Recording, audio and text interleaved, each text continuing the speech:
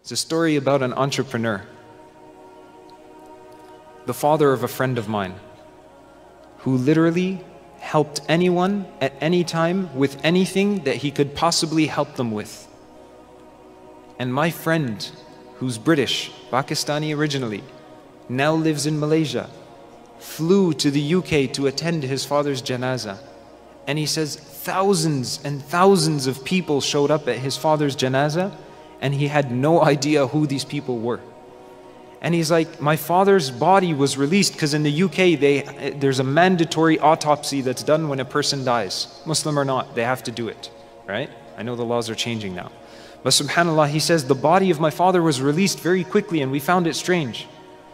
And he said, I was so curious, how did my father have so many people at his janazah, people that I've never seen and met before in my life?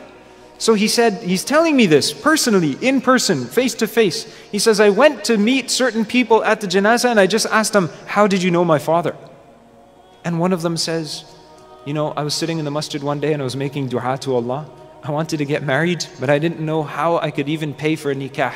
How could I even pay for a walima? I have no place to stay. And your father asked me one day, what was I making dua for?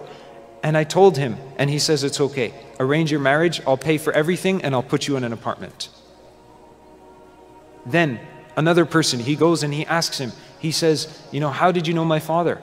He said, you know, I always wanted to make Hajj, and I ran into your father one day, and he said he was going for Hajj, and we were sitting in the masjid talking.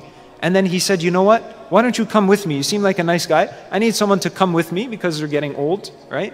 And this brother, my friend's father, he went for Hajj, I think 32 years in a row, right? And subhanAllah, he told this brother, he says, why don't you come with us? He's like, are you serious? He goes, yeah, come with us. I'll pay for your Hajj. You just come with us. You know, come, I'm taking my wife. You just carry our bags and stuff. Make it easy for us, but I'll pay for your Hajj. So he says, your father paid for my Hajj and allowed me to go for Hajj. And he taught me how to do Hajj throughout the entire trip. And he's like, wow, mashallah, my dad did that for you? He said, yeah.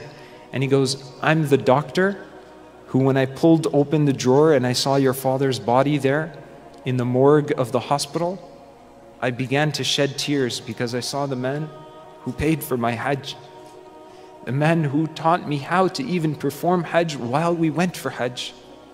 And I thought the least I can do to repay him is to clear his body on the day that he dies to allow his family the ease of burying him and having a proper janazah. He said, I'm the doctor that released your father's body. And that goes to show you how youth can impact the world. Become entrepreneurs, become dynamic, and trust Allah subhanahu wa ta'ala.